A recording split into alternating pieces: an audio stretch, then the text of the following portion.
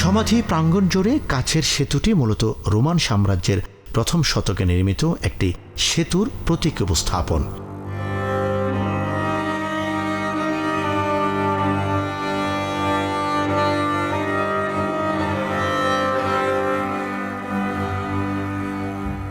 সে সময় বেরদান নদীর অনিয়মিত পানি প্রবাহ প্রায়শই এই অঞ্চলকে ডুবিয়ে দিত এবং পুরো অঞ্চলকে বেশ ক্ষতিগ্রস্ত করত।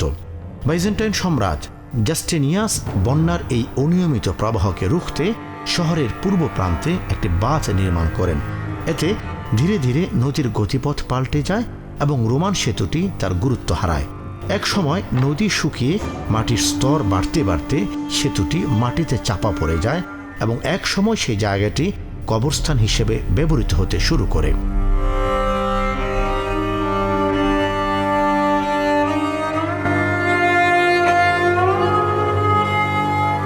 1946 সালে শহর বর্ধিতকরণ প্রকল্পে নির্মাণ কাজ চলার সময় খিলানের মতো এই অংশগুলো উন্মোচিত হয়, যার একটি বড় অংশ এখনও ভূগর্ভে রয়ে গেছে। 2006 সালে তুরস্কের সংস্কৃতি ও পর্যটন মন্ত্রণালয় উদ্ধার খনন চালায় এবং সেখানে সেতুর একটি খিলান, একটি ছোট ভবন এবং এই সমাধির সন্ধান পান। খিলানের আকার দেখে বোঝা যায় প্রাচীন সেই সেতুটির আরও খিলান এখনও মাটির নিচে চাপা পড়ে আছে। সেতুর নকশাগুলোর কাছে আরও কিছু ছোট ছোট নিদর্শন পাওয়া গেছে, যা থেকে বোঝা যায় সেতুটি মাটি চাপা পড়ে যাবার পর এই জায়গাটি বিভিন্ন সময়ে দৈনন্দিন আরও নানা কাজে ব্যবহৃত হয়েছে। ফিলিস্তিনের পবিত্র ভূমিতে যখন হযরত দানিয়েল আলাইহিসসালামের জন্ম হয়, সেই সময় পারস্যের তৎকালীন সম্রাট একটি ভয়াবহ স্বপ্ন দেখেন, যার ব্যাখ্যার জন্য রাজ্যের সব পণ্ডিত গণক এবং স্বপ্নের ব্যাখ্যাদাতাগণকে সমবেত করা হয়। তারা বলেন, এই স্বপ্নের ব্যাখ্যা হলো এই রাতেই একটি শিশুর জন্ম হবে যে আপনার রাজত্ব ধ্বংস এবং লণ্ডভণ্ড করে দেবে।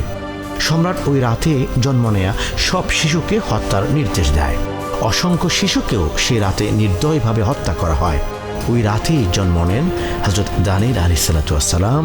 তবে তিনি প্রাণে বেঁচে যান।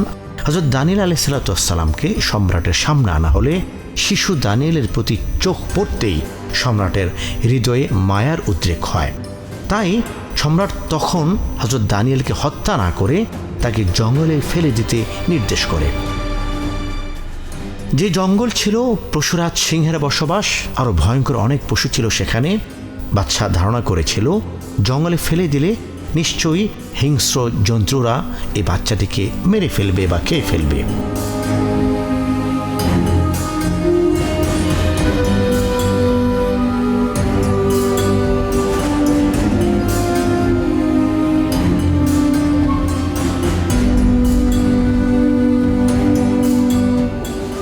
এদিকে হযরত দানিয়েল আলাইহিসসালামের মা তার সন্তানের খোঁজে দিক বিদিক হন্য হয়ে ছুটতে থাকেন।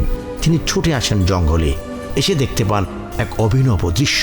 হত্যা নয়, সেই সিংহ হযরত দানিয়েল আলাইহিসসালামকে আদর করছিল, জিহ্বা দিয়ে শিশু দানিয়েলের গায়ে লেগে থাকা ময়লাগুলো পরিষ্কার করে দিচ্ছিল। হযরত দানিয়েলের মা যখন তার কাছে গেলেন, সিংহটি দূরে সরে গেল।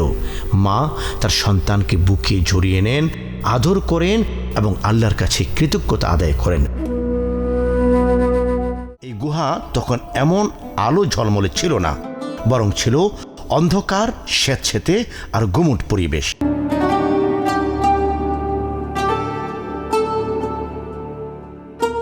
পবিত্র কোরআনে উল্লেখ আছে, আল্লাহর একত্ববাদে বিশ্বাসী এই যুবকেরা যখন সিদ্ধান্ত নিলেন তার সুসের কোনো একটি এলাকায় তার আত্মগোপন করবেন, যেখানে 350 বছর অথবা 309 বছর ঘুমিয়েছিলেন কয়জন যুবক, এটি নিয়ে কোরআনে আলোচনা এসছে।